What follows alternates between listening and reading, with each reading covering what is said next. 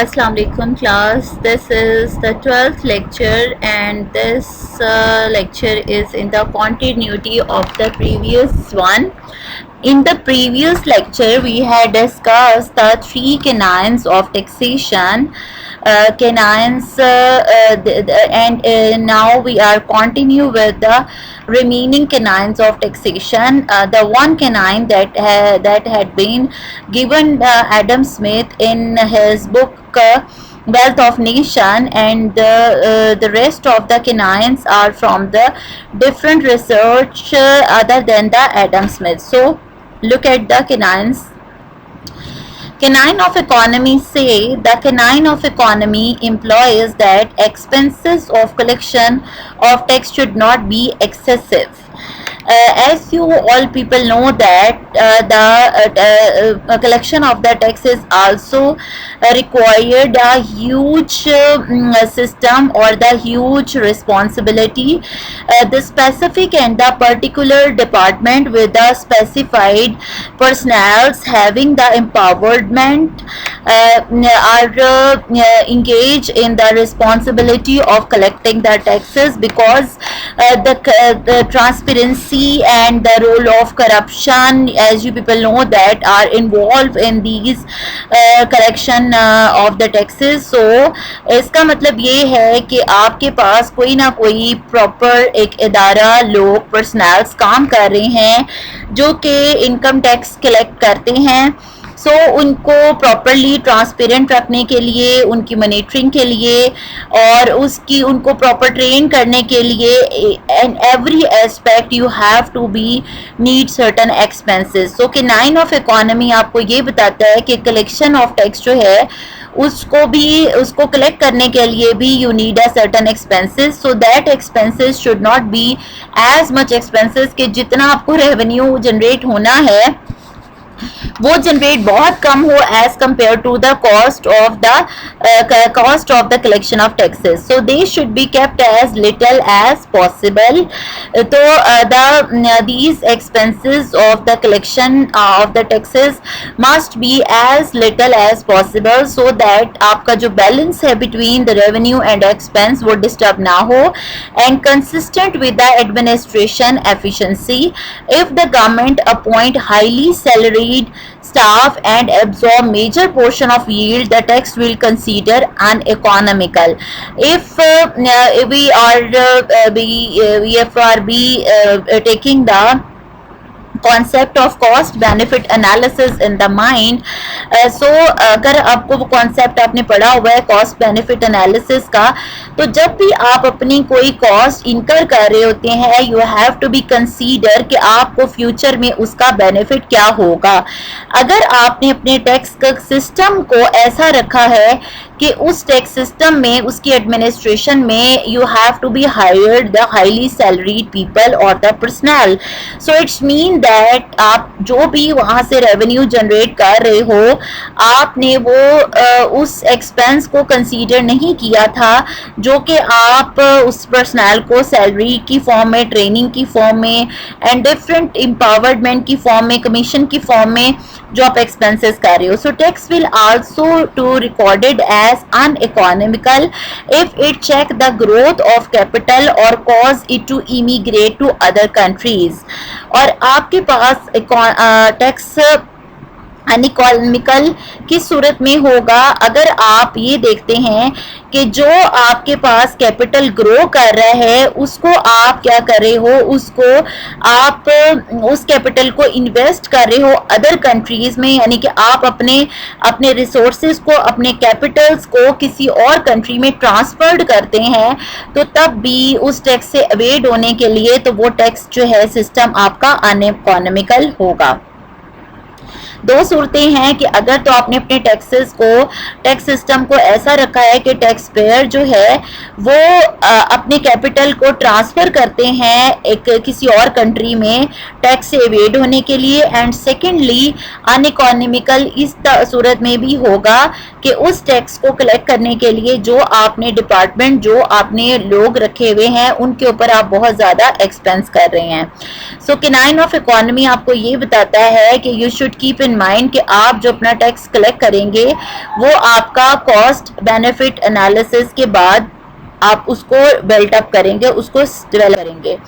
In the words of Adam Smith, every tax is so contrived as both to take out and keep out of the pocket of people as little as possible over and above what it brings into public treasury of the state. तो इस canons of economy के perspective में Adam Smith ने ये कहा था कि every tax is to be so contrived, इतना आपके पास जो है वो इकोनॉमिकल होना चाहिए as both to take out and keep out of pocket of people, के जब आप यानी कि आप उनसे पैसा लेने लगे टैक्स की फॉर्म में, और जब आप उसको रेवेन्यू की फॉर्म में गवर्नमेंट की पॉइंट ऑफ व्यू से बात हो रही है कि गवर्नमेंट अपनी पॉकेट में रखने लगे, तो जो आपके पर्सनल्स हैं उनको आप उसके ऊपर एक्सपेंसेस आपके इतने ज़्यादा ना हो और ना लोगों को देते हुए टैक्स की मद में इतना ज़्यादा पे करना पड़े कि आपके पास जो है आपके जो लोग हैं, जो आपकी स्टेट है, जो आपके जो ट्रेजरर्स हैं, जो आपकी जो यानी कि जो आपके लोग हैं उसको अफोर्ड ना कर सकें. अब देखें, अब वो आपके पर्सनल्स हैं वो भी आपके पब्लिक को कंसीडर किया जा रहा है, और जिनसे आप टैक्स ले रहे हैं, कलेक्ट कर रहे हैं, उनको भी पब्लिक कंसीडर किया जा रहा है. उसके अलावा ये तो हमने जो कैनाइन डिस्कस किए थे, ये कैनाइंस थे जो एडम स्मिथ ने दिए थे. उसके अलावा भी बहुत सारे ऐसे कैनाइंस हैं जो कि डिस्कस हुए हैं, जिनको हम उनमें से 4 को डिस्कस करेंगे. इधर some other canons and principle of taxation rather than Adam Smith. So some writer on the public finance have formulate 4 other important principles of taxation. So and briefly उसको हम डिस्कस करते हैं. canines of productivity. canine of productivity आपको क्या कहता है? canine of productivity indicate that tax when levied should produce sufficient revenue to the government. आपके पास जो टैक्स है उससे sufficient revenue generate होना चाहिए.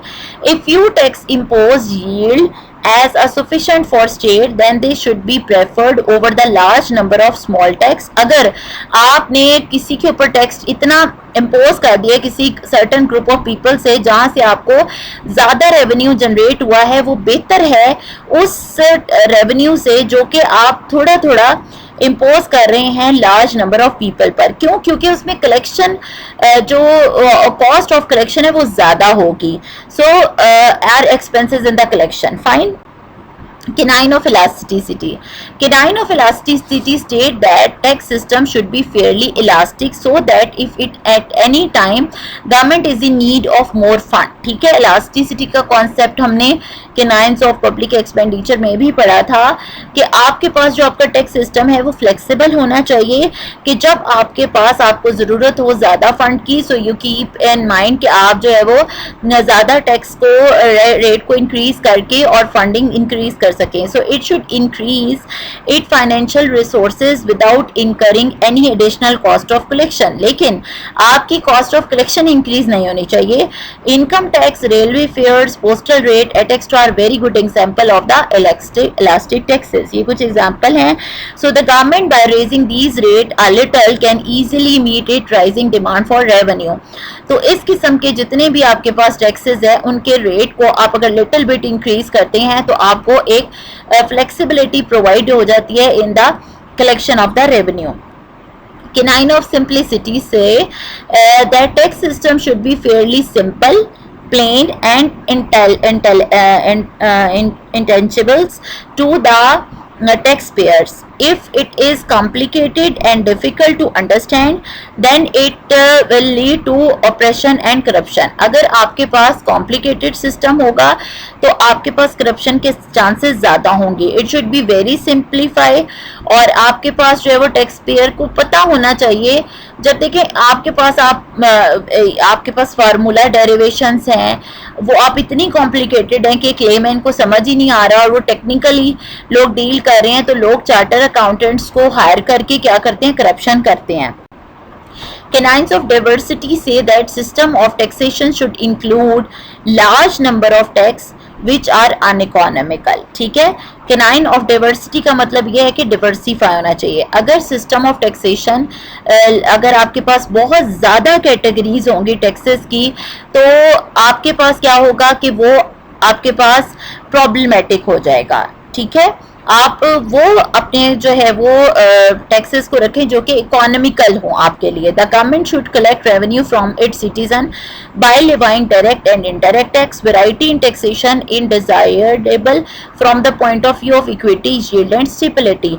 आप सिर्फ उस डाइवर्सिटी को अडॉप्ट करें, लाइक डायरेक्ट और इनडायरेक्ट, जिससे आप फायदा हासिल कर सकें। आप बहुत ज़्यादा डाइवर्सिटी या बहुत ज़्यादा सिंप्लिसिटी से भी फायदा